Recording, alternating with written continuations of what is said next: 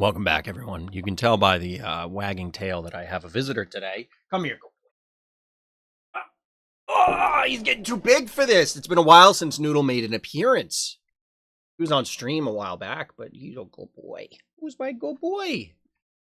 He's going to flip out in a second and not want to be there. You also have to ignore that it says WoW decks on there. I mean, you can read it. Those are actually Star Wars cards that I had sorted this week because we have set 5 in hand. And obviously people have been testing it. Go ahead, you can go down. Sit. Good boy, sit. Good, sit. He's such a good boy. What was I saying? Oh, set 5.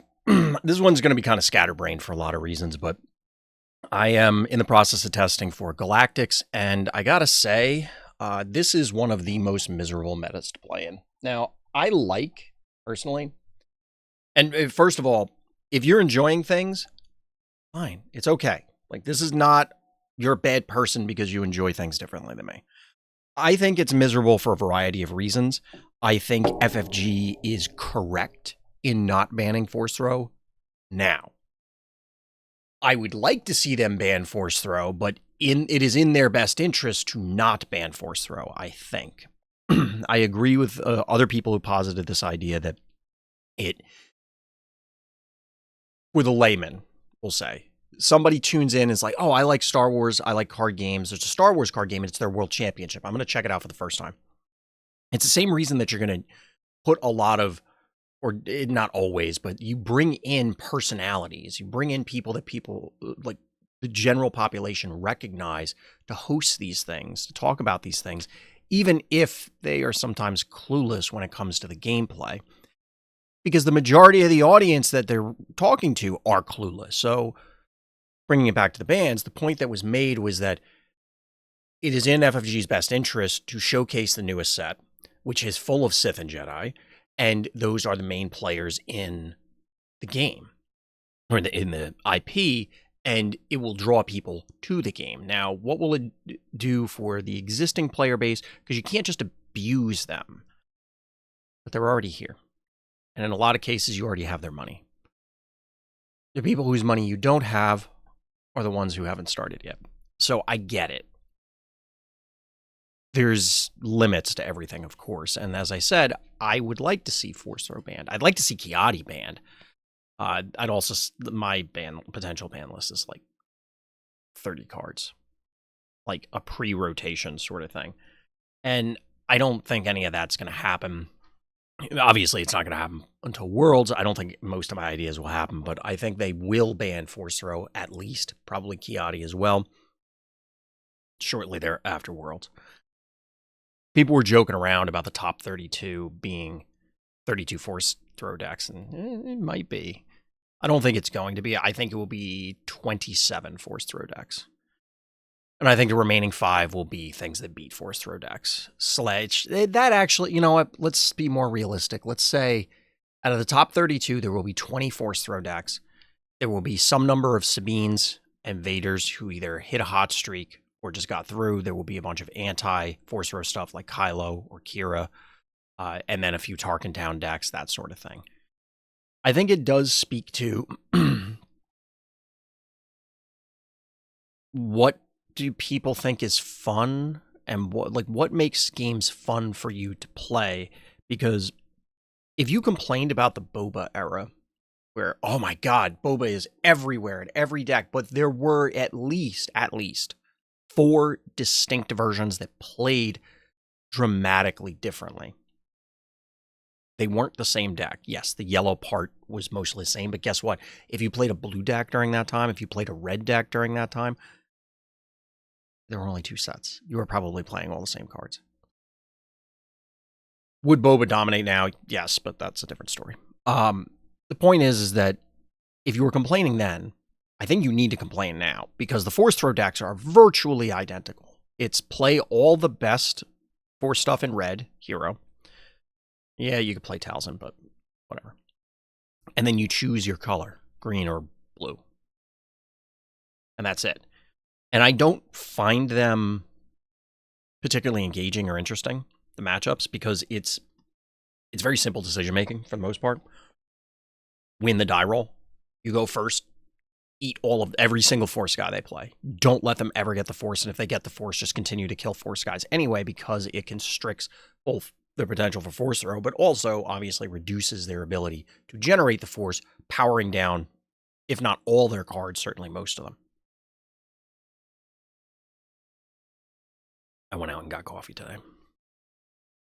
So I don't think that it's like fun and engaging gameplay. I've played in tier 0 metas in other games that I did enjoy the meta, where I think that even in the mirror, it is actually like there are decisions to be made, there are plays to be seen where the higher skill level player will win the majority of the time. I think that this current meta constricts that, where I think worse players will beat better players more often than they did before. How much remains to be seen. It's just going to be, and it isn't just force throw. I think that the mechanic for the force inherently lends itself to this setup where it's like, oh, you're doing this strategy. How would I just deny you that strategy? And if you boil it down, every deck, every relationship between decks is always like that. Oh, you want to do this thing? I'm not going to let you do that. And then I'm going to do this other thing. Because card games inherently are trying to be non-interactive. The best decks, the best strategies are always non-interactive. Don't let your opponent mess with you and you just win the game. It's the goal of design to ensure that that isn't the primary strategy, that that isn't how gameplay actually functions, that you have to make decisions, because that, for most people, that's the fun part of the game, or at least one of the fun parts of the game. And I think that how many force throws you draw, how many Kiatis you draw is a less engaging part. And to be honest, I don't even really have a problem with those cards if there were more things on that power level. But because I disagree with Mike, he was on Underwhelming Barrage, Mike Bobby Sapphire from KTOD. I agree with Underwhelming Barrage, like virtually everything they say every week. When I say disagree, I don't like, you're wrong. It's just, I think there are elements of design that I can understand the justification for example, weak leaders. But I do agree that in general, they are making cards too weak. And the problem with that is as soon as you have like a remotely real card, like a 4/4 that draws 2 cards, conditionally, probably isn't even good in most other games. But here, Kiati is bonkers. And the issue, as it was with a lot of other problems in the game's past, is the disparity between the haves and have-nots. Additionally, I think one of the other problems, right now, the gap between your good matchups and your bad matchups in terms of how much you win against your good matchups and how much you lose against your bad matchups feels like a canyon right now, where if you sit down and you're playing green blue villain into a force deck, you feel like a god. But if you play that same green blue villain into an aggro deck, it feels like you can't win. And the relationship, now that it's still early in testing and I'm being hyperbolic a little bit, but it definitely feels more dramatic than it has in set 4. Now, admittedly, I played Vader in set 4, and it kind of was like that, where it's like, if they respected Vader, I can't win. If they don't respect Vader, I can't lose, barring, oh, I brick and do nothing for 4 turns, or vice versa. And that element is always going to be there, where people brick, or, your draws just don't, like, again, they draw more force throws than you or something like that. Like, variance goes a lot of different ways. But the matchup relationships feel worse, and I'm hoping that that changes. It certainly will be modified if they take action, which I'm not a betting person, which is ironic considering I'm going to Vegas, but I'm pretty confident they're going to step in. I just don't see how they can choose not to, because it isn't, again, you want, as I started bringing up full circle, people on the outside don't necessarily understand how much it impacts the game. it certainly won't look good if 32 of top 32 are force throw decks. I don't think it'll be that bad, but I mean, just law of averages. Like I said, somebody could get lucky or unlucky or whatever. But the people on the outside are by definition uninformed. For them to get informed, they would have to get more engaged and involved. And once you're to that point, you've already done the things that FFG wants. You're starting to buy in, you're going to locals, whatever. For the people who are already here, already playing, already involved, those are the people that are going to be negatively impacted because they have to tolerate this for however long it takes them to step in. Now, maybe a bunch of the teams, because I know a number of them are meeting up in Vegas, like they're getting out a week early. So at the time of this recording, they'll be getting there this week. And they're going to be testing their asses off, trying to figure stuff out. Based on what I've seen, it's just kind of pick your poison and hope your matchups go the way you want. I don't personally feel, and I'm not a top tier player, but I don't personally feel that any of my decisions matter in any of the games I played.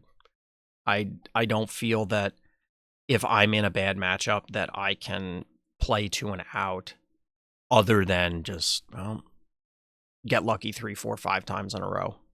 Draw steps, opponent mistakes, whatever. We'll see. We'll see. Maybe it's just going to come down to hope to see certain sideboard cards every time, but I don't think those are salvaging some of these matchups. That's how I feel right now. We still have probably another week of testing. I mean, technically like a week and a half, but I really wanted to be on something by the end of the day today. Test the hell out of it for the next week and a half and then go from there, but we will see. We shall see. I gotta finish my coffee, then I'm gonna get back to testing. I'm gonna play with Noodle. But that's gonna do it for this time. So as always, everybody, thank you for listening, thank you for watching, and tune in next time for more Random's Thoughts.